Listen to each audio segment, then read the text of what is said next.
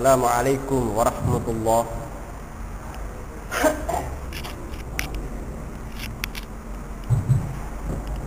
Allahu Akbar, Allahu Akbar.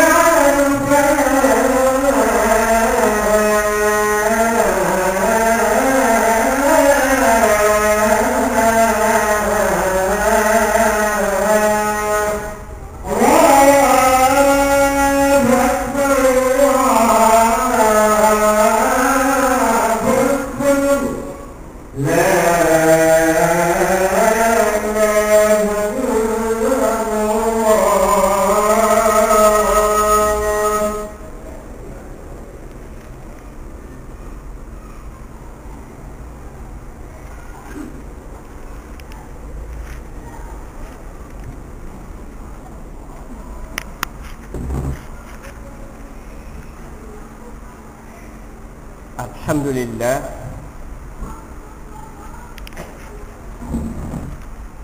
Alhamdulillahi Rabbil Alamin.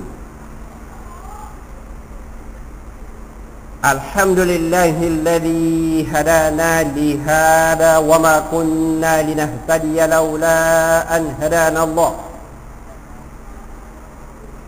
Ashhadu an la ilaha illa Allah wahdahu la sharika lah. وأشهد أن محمدا عبده ورسوله. اللهم صل وسلم على سيدنا محمد وعلى آله وأصحابه ومن تبعهم بإحسان إلى يوم الدين. فيا أيها الناس أوصيكم وإياي بتقوى الله فقد فاز المتقون. Amma ba'd. Ang lahat ng papuri ay para lamang sa Panginoong Allah subhanahu wa ta'ala, na siya pong Panginoon ng lahat ng nilalang. Lagi-lagi po ay ating pinupuri at ating pinasasalamatan ang Panginoong Allah. Tayo po na kamusliman ay sapagkat walang kasing swerte ang bawat Muslim na pumipintig sa kanyang dibdib ang pananampalataya sa la ilaha illallah, pananampalataya na walang Diyos na karapat-dapat sambahin maliban sa Allah. Ang sinuman na patnubayan ng Allah sa matuwid na landas ay walang makakapagpaligaw, at ang sino man na kanyang iligaw ay walang makakapaggabay sa matuwid na daan ng Islam. Kaya mga kapatid sa pananampalataya, ay ganun na lamang po ang ating mga papuri at mga pasasalamat sa Panginoong Allah sa dinami-rami ng kanyang mga nilikha. Pinili niya tayo na Muslim, hindi niya tayo nilikha na kasama sa mga kuffar. Yan ang pinakamahalaga, mga kapatid sa pananampalataya.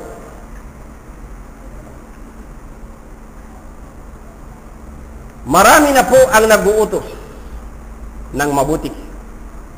Ito ay magandang palatandaan. Marami na rin po ang nagtatrabaho ng da'wah. Mga nag-uutos ng kabutihan, mga pagsamba sa Allah subhanahu wa ta'ala. Ngunit kasabay niyan ay kumakaunti ang nagbabawal ng masama. Marami ang nag-uutos ng mabuti, ngunit pakaunti ng pakaunti ang nagbabawal ng masama. At pinanunood na lamang ng mga Muslim ang masama. At walang naglalakas loob na pigilin ang masama. Mga kapatid sa pananampalataya, kapag pinanunood lang ang masama at walang nagsasalita man lamang, ito po ang babala ng hadith ng Propeta Muhammad sallallahu alaihi wasallam. Kapag ang mga tao ay nakikita nila ang mali at hindi nila ito binabago, ay malamang na mangyari ang kaparusahan mula sa Allah ay darating sa kanila. Source natin at Tirmidhi, mga kapatid sa pananampalataya. Kapag pinanonood lang ng natin at hindi tayo nagsasalita, nakikita natin ang mungkar, at dahilan sa ating nakikita at walang nagsasalita, ang mungkar ay nagiging parang normal sa mga Muslim. At ano ang sabi ng Allah subhanahu wa ta'ala para sa mga yung patuloy na gumagawa ng mungkar, patuloy na lumalabag sa kalooban ng Allah?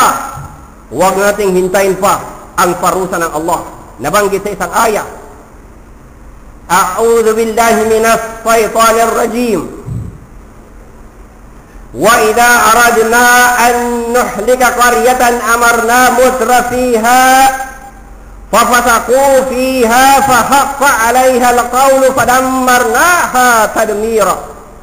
Humigit kumulang, ibig sabihin, at kapag napagpasyahan namin nawasakin ang isang bayan, nagpapadala mula kami ng tiyak na kautusan sa mga yaong biniyayaan ng mga kabutihan sa buhay. Pagkatapos ay susuway sila rito, at kung kaya ang salita ng kaparusahan ay nagiging karapat-dapat sa kanila, pagkatapos ay wawasakin namin iyon ng ganap na pagwasak.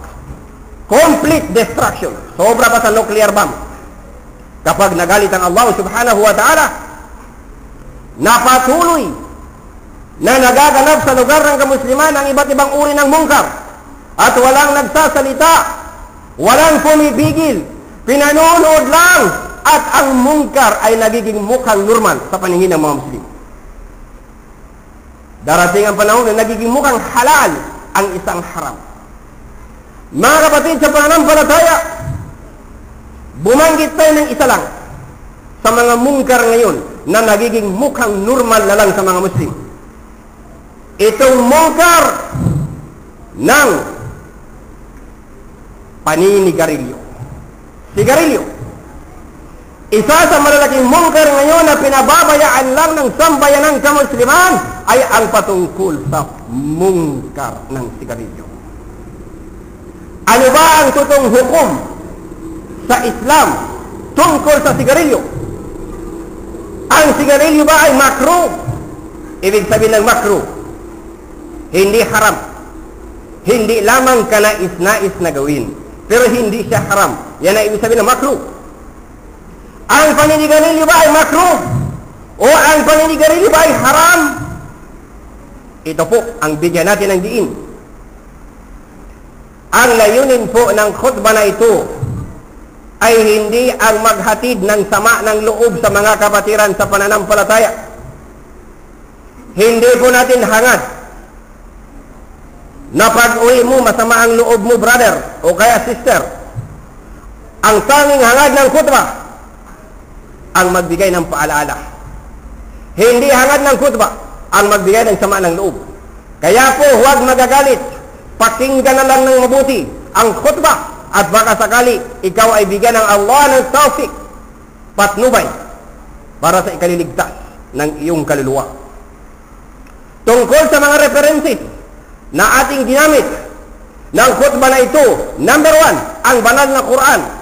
Number 2, authentic na hadith ng Propeta Muhammad sallallahu alaihi wasallam. Number 3 na source natin, standard na ruling ng dating Grand Mufti ng Saudi Arabia. Number 4, mga panulat ng malalaking ulama na kilala sa buong mundo. At number 5, world medical research work ng iba't ibang malalaking grupo na kilala sa buong mundo. Ngayon, ano ang standard na hukum? Ay ito po ang sumusunod. Number 1, ito ang fatwa ng Imam Grand Mufti ng Saudi Arabia, Sheikh Abdul Aziz bin Baz, naway kahabagan siya ng Allah. Ayon sa kanyang fatwa, quote unquote, ibinapahintulot ng Islam ang paggamit ng mabubuting bagay at ibinagbabawal ang masasama na bagay. Ang paninigarilyo ay nakasama sa masasamang kategorya ng mga bagay, kung kaya ito ay haram sa Islam. Ibig sabihin ng haram na nakakapasok sa katawan mo kapag nabuo ng nabuo, baka ang mga sambayan mo kapatid ay hindi natanggap dahil dyan sa usok na iyong hinihitit araw at gabi. Sinabi rin niya, quote unquote, ang mga naninigarilyo at mga nagninegosyo ng sigarilyo ay magsipagtawba na at manumbaling na sa tamang landas ng Allah. Ibig sabihin, ikaw na naninigarilyo at ikaw na nagbebenta ng sigarilyo, magtawba ka na at manumbaling ka na, bumalik ka na sa Allah subhanahu wa ta'ala at iwanan na ang pagtitinda at paggamit ng sigarilyo. Ngayon, ang tanong, bakit haram ang sigarilyo?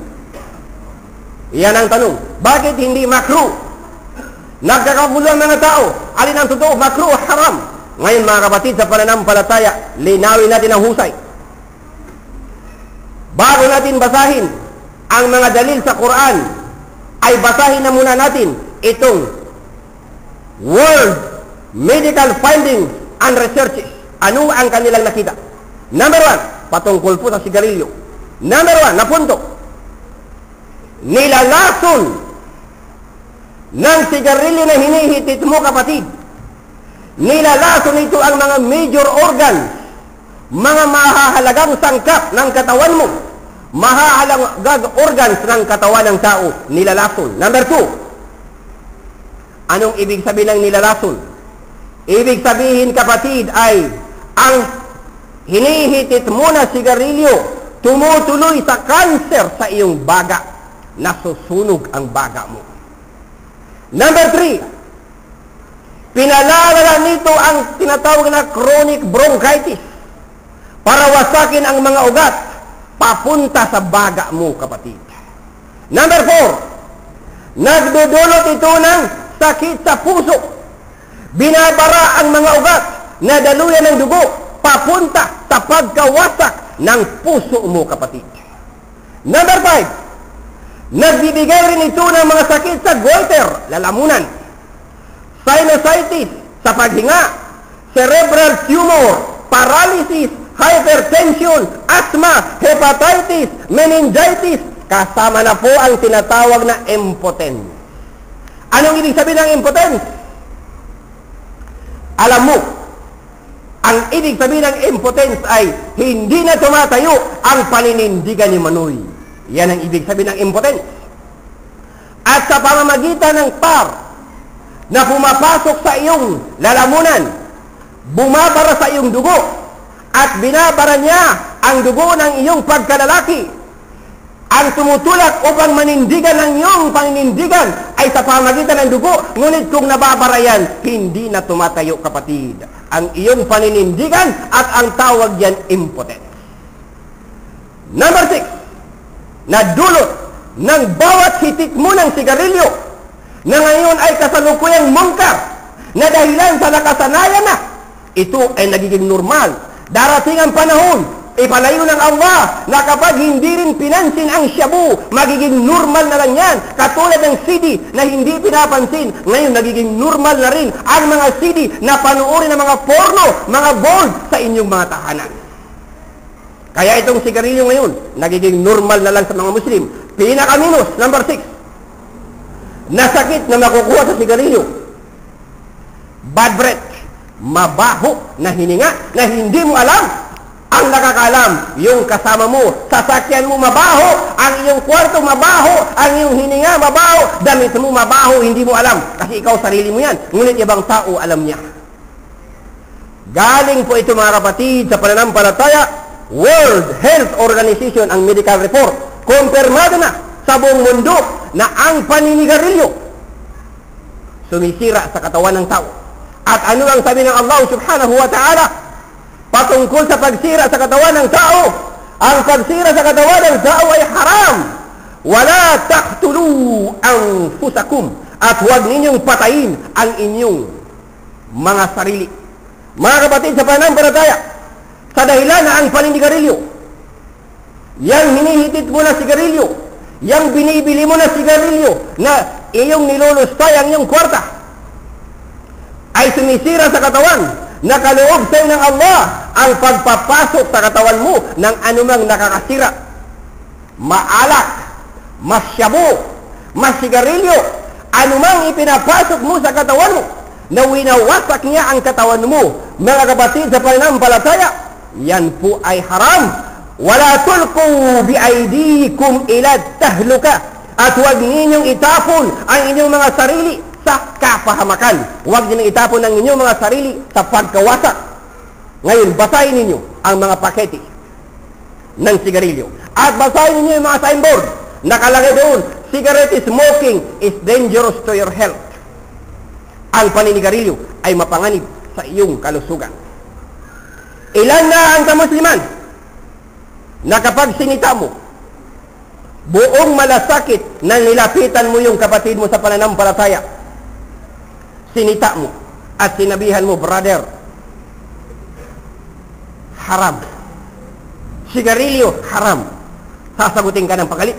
Ano sasabihin sa'yo? Huwag kayong magagalit. Pasintabi.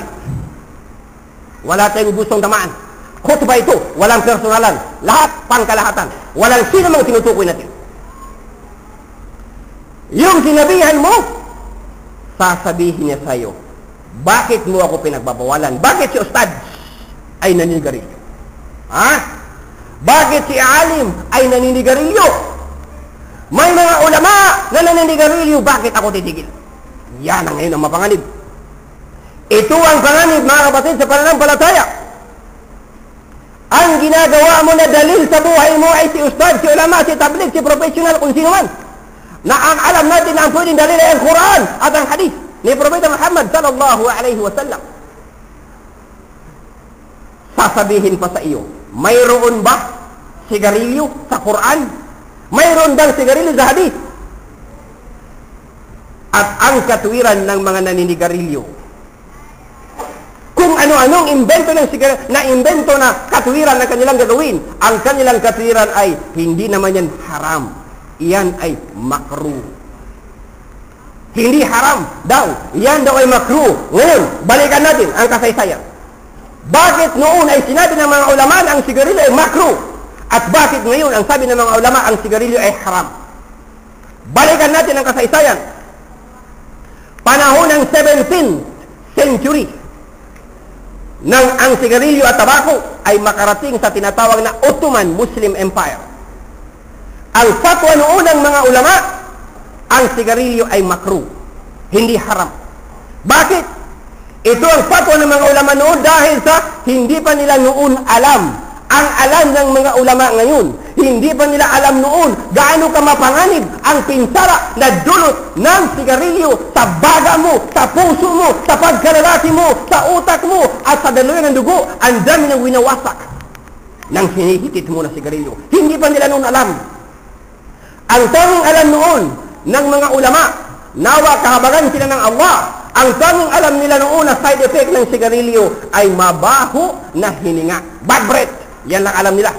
At dahilan doon, ang kanilang hatol, ang sigarilyo ay makruh. Saan nila ibinatay ang kanilang hatol? Sa isang hadith ni Propeta Muhammad sallallahu alaihi wasallam na nagsasabing, ang sino man kumain ng masangsang na amoy ng halamang ito, ang tinutukoy na halaman ay bawang. Kapag kumain ka ng bawang, yan tinutukoy. Ulitin natin. Ang sino man kumain ng masangsang na amoy ng halamang ito ay hindi dapat pumunta sa masjid. Source natin, authentic hadith, Sahih Muslim. Ngayon, tulad ng kumain ng bawang, ang pagsisigarilyo ay may masamang hininga na lumalabas sa bibig ng nagsisigarilyo.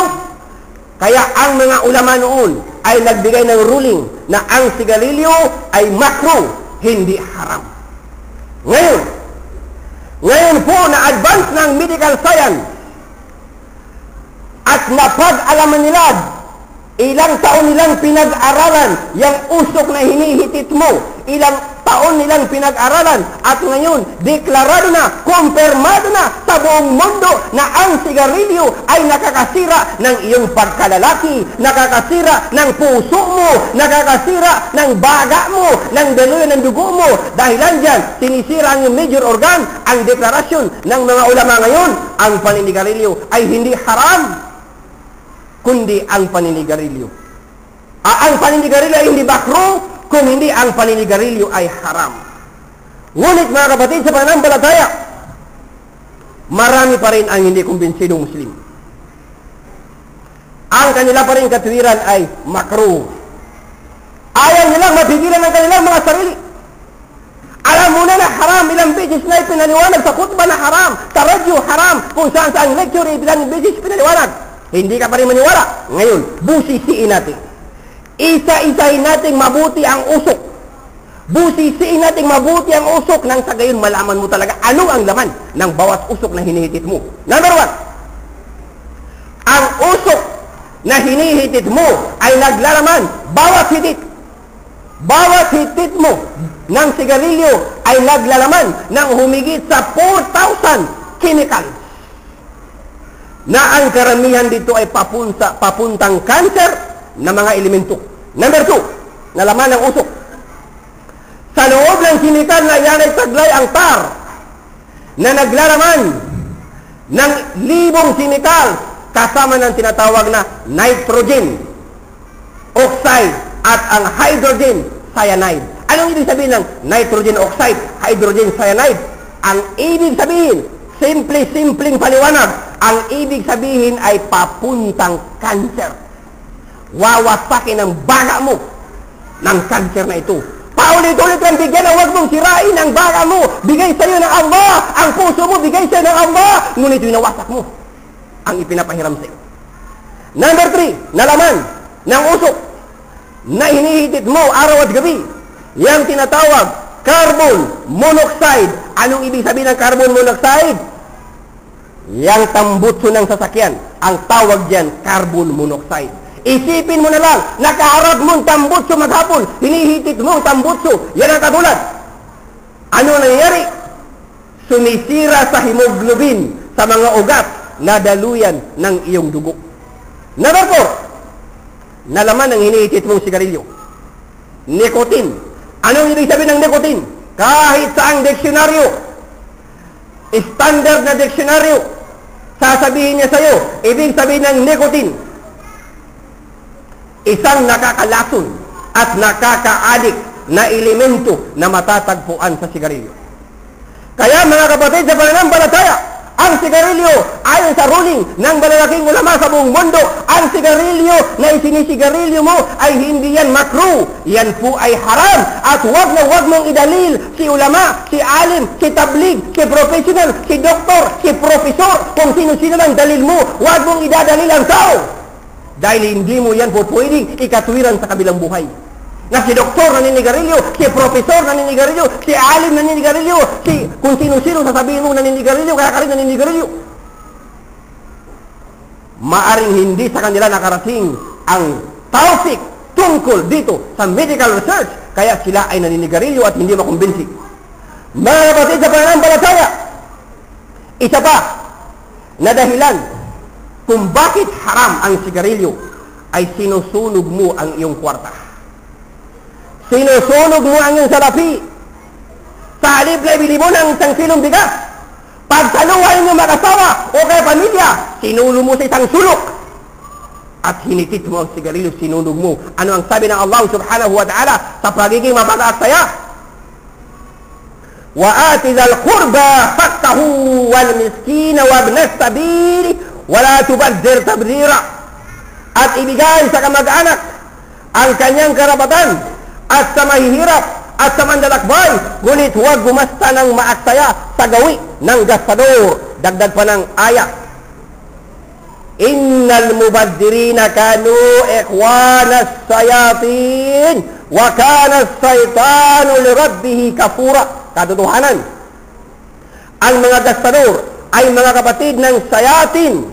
Ibig sabihin ng sayatin, mga demonyo. At ang Satan, ibig sabihin ng Satan, demonyo Satanas, ay kailanman walang utang na loob sa kanyang Panginoon. Sinusunog mo ang iyong sigarilyo.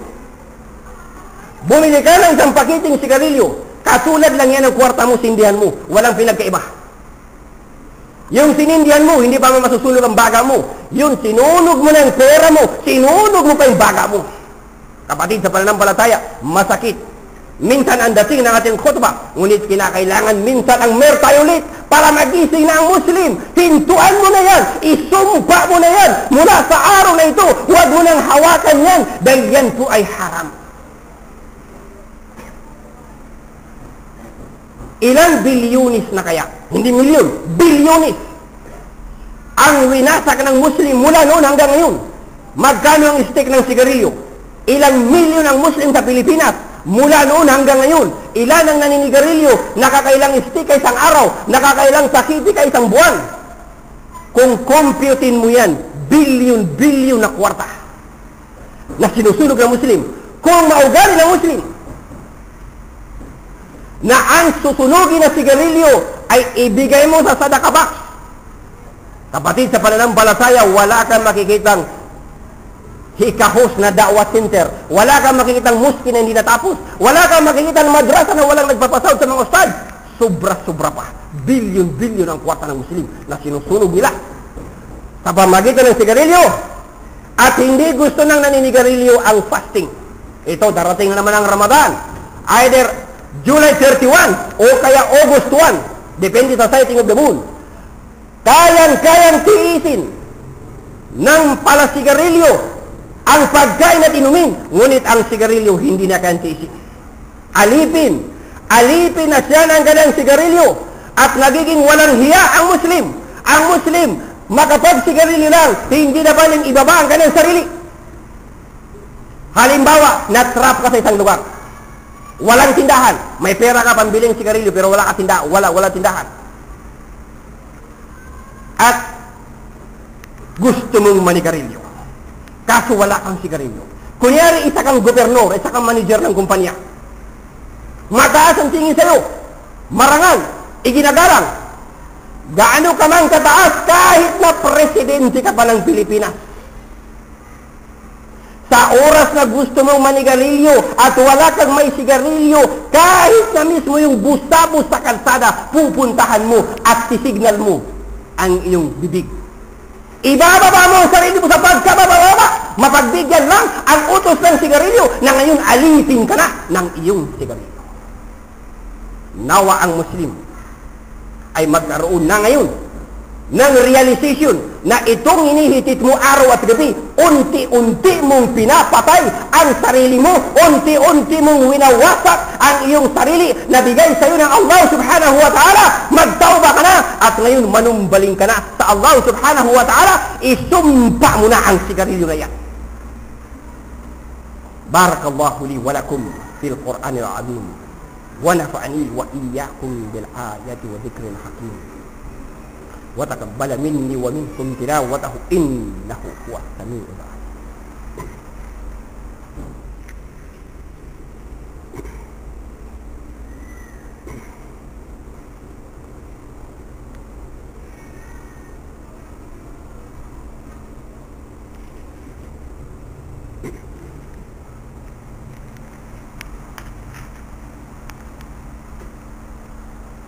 الحمد لله حمدا كثيرا كما أمر أشهد أن لا إله إلا الله وحده لا شريك له وأشهد أن محمدا عبده ورسوله عباد الله اتقوا الله حق تقاته ولا تموتن إلا وأنتم مسلمون. Mga kapatid sa pananampalataya, bawat isa sa atin na nagngangalang Muslim, na pinipilit niyang ipanindigan ang kanyang pagiging Muslim, ipaglaban ang kanyang Muslim, bawat isa sa atin magsumikap na ikaw nabubuhay na Muslim, at kung datnan ka man anumang oras ni malakal maut ay mamamatay ka na Muslim pa rin. Mamamatay ka na isa pa rin nananampalataya sa la ilaha illallah at isinasabuhay mo ang mga kondisyones ng la ilaha illallah, nabubuhay ka na Muslim at mamamatay ka na Muslim pa rin. Amin ya rabbal alamin. Inna Allaha wa malaikatahu yusalluna 'alan nabi ya ayyuhalladhina amanu sallu 'alaihi wa sallimu tasliman. Allahumma salli 'ala Muhammad wa 'ala ali Muhammad kama sallaita 'ala Ibrahim wa 'ala ali Ibrahim wa barik 'ala Muhammad wa 'ala ali Muhammad kama barakta 'ala Ibrahim wa 'ala ali Ibrahim fil 'alamin innaka Hamidun Majid. Rabbana atina fid dunya hasanah wa fil akhirati hasanah wa qina adhaban nar. Wassalatu wassalamu ala rasulillah walhamdulillahi rabbil alamin. Aqimus salah wa aqimus salah.